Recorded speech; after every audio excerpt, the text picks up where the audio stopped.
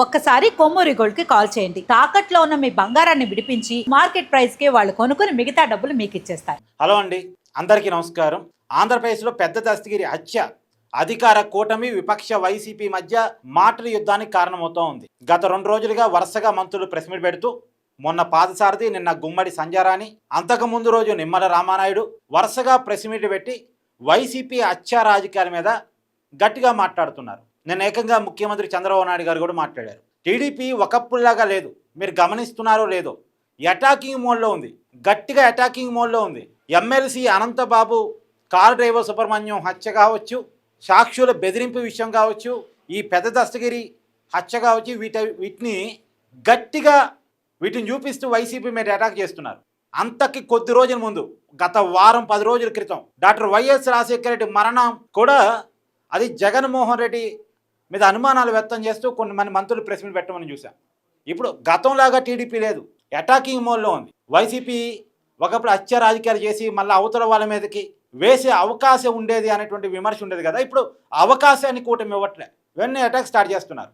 అని ఇంతకీ ఏంటి పెద్ద దస్తగిరి మరణం?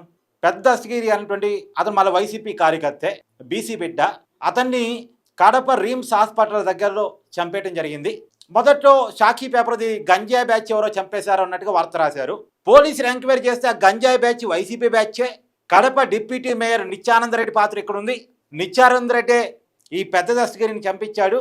కారణం ఏంటి అనే ఎంక్వైరీ చేసే క్రమంలో పెద్ద దస్తగిరి ఎవరైతే చనిపోయారో వాళ్ళ ఇంట్లో సోదాలు నిర్వహిస్తే అతనింట్లో 100 కోట్ల లావాదేవీలకు సంబంధించినటువంటి సేల్ డీడ్స్, ల్యాండ్ డాక్యుమెంట్స్ దొరికాయట. మళ్ళీ సేల్ డీడ్స్, ల్యాండ్ డాక్యుమెంట్స్లో ఎవరి పేరు ఉంది? వైసీపీకి సంబంధించిన మాజీ ఎమ్మెల్యే, 2 సార్లు ఎమ్మెల్యే, అతను జగన్మోహన్ రెడ్డి గారి బంధువు, అతని పేరు ఉందంట. అంటే జగన్మోహన్ రెడ్డి గారి బంధువుకు ఈ పెద్ద దస్తగిరికి ఆస్తుల మధ్య ఏదో తగాదు వచ్చింది. ఆ తగాదు వల్ల అతని ఆదేశాల మేరకు కడప డిప్యూటీ మేయర్గా ఉన్నటువంటి వైసీపీ నాయకుడు నిత్యానందరెడ్డి ఈ పెద్ద దస్తగిరిని కాజేశాడు అనేటువంటిది ఒక అనుమానం తిరుగుతూ ఉంది. ఇప్పుడు ఆ అనుమానం రాగానే నిత్యానందరెడ్డి పరారీకి వెళ్ళిపోయాడు. మెయిన్ స్ట్రీమ్ మీడియాలో ఈ వార్తలను మనం చూసాం. కానీ నిన్న పెద్ద దస్తగిరి భార్య ప్రెస్ మీట్ పెట్టి, నా భర్త కానీ నా కుటుంబం కానీ ఎవరికి బినామీలం కాదు, మేము ఎవరికి బినామీలం కాదు అని వివరించుకునే ప్రయత్నం చేశారు. ఏ బినామీ కూడా నేను పలానోడి బినామీ అని చెప్పుకోరు, ఏ బినామీ కూడా ఇంకోటి బినామీ అని చెప్పుకోరు.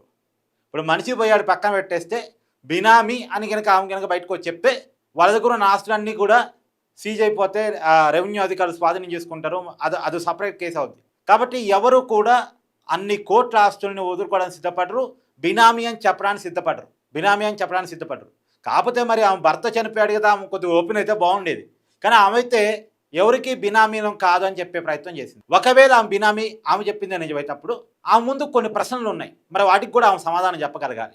ఆమె ముందు ఉండాల్సిన ప్రశ్నలు ఏంటంటే, అమ్మ మీరు ఎవరికి బినామీ కాదు ఓకే, కానీ మరి మీ ఇంట్లో కోట్ల రూపాయల డాక్యుమెంట్స్ ఎందుకని ఉన్నట్టు, ఎందుకు పోలీసులకి మీ సోదాల్లో మీ ఇంట్లో కోట్ల రూపాయల డాక్యుమెంట్స్ దొరికాయి? మీ ఇంట్లో ఎందుకు దొరికాయి? మీ ఇంట్లో దొరకాల్సిన అవసరం ఎందుకు వచ్చింది? First point. తర్వాత పెద్ద దస్తగిరి మరణం జరిగిన తర్వాత నిత్యానందరెడ్డి ఎవరైతే కడప డిప్యూటీ మేయర్ వైసీపీ కీలక నాయకుడు, అతను ఎందుకు పరారీలో ఉన్నాడు? 2. మూడో క్వశ్చన్, జగన్మోహన్ రెడ్డి మొన్న పులివెందులు వచ్చాడు, 3 రోజుల పాటు ఉన్నాడు, ఎందుకు పెద్ద దస్తగిరిని పరామర్శించలేదు? వైసీపీ కార్యకర్తే కదా పెద్ద దస్తగిరి. మామూలు కూటమి నాయకులు ఇంకెవరో చంపేసి ఉంటే రాజకీయంగా జగన్మోహన్ రెడ్డి గారు ఆ హత్య కేసును వాడుకొని ఉండాలి కదా. మామూలుగా అయితే వైసీపీ కార్యకర్తను ఎవరైనా చంపేసి ఉంటే జగన్మోహన్ రెడ్డి పరామర్శకి వెళ్లకుండా ఉంటాడా? కానీ పెద్ద దస్తగిరిని చూడడానికి ఎందుకు రాలేదు? మరి బెంగళూరులో ఉన్నాడు రాలేకపోయాడు, హైదరాబాద్లో ఉన్నాడు రాలేకపోయాడు, తాడేపల్లిలో ఉన్నాడు రాలేకపోయాడు కూడా కాదు కదా, పులివెందులు వచ్చాడు కదా, పులివెందులో 3 రోజుల పాటు ఉన్నాడు కదా, మరి ఎందుకు పెద్ద దస్తగిరిని చూడటానికి రాలేదు? అంటే ఇక్కడ ఎవరికి వాళ్ళని డాట్స్ కనెక్ట్ చేసుకోవాలి.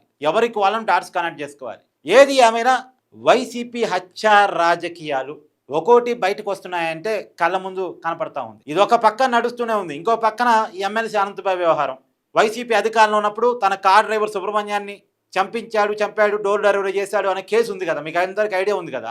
ఆ కేసు నీరుగార్చుకోవడం కోసం, ఆ కేసులో తాను తన భార్య నిందితులుగా ఉన్నారు కాబట్టి వాళ్ళని సేవ్ చేయడం కోసం, కేసును నీరుగార్చడం కోసం ఆ కేసులో ఉన్న సాక్షులను బెదిరించి, భయపెట్టి, ప్రలోభాలకు గురి చేసి ఆ సాక్షులను పిలిపించి ఒక్కొక్కరితో 3 లక్షలు బార్గెనింగ్ చేసి 1 లక్ష రూపాయలు చేతిలో పెట్టి, ఈ విషయం ఎవరికైనా చెప్తే చంపేస్తామని బెదిరించారని చెప్పేసి ఆ కేసు కూడా ఇప్పటికి నమోదైంది.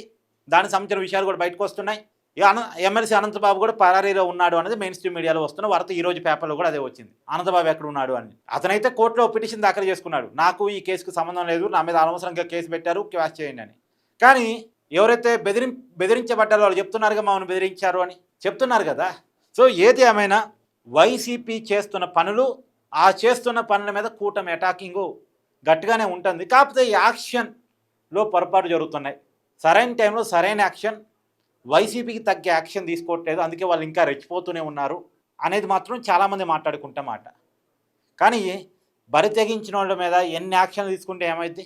మేము ఇంతే, మా మైండ్ సెట్ ఇంతే అనుకునే వాళ్ళ మీద అంతిమంగా ప్రజలు తెరుచుకోవాల్సిందే వాళ్ళతోటి.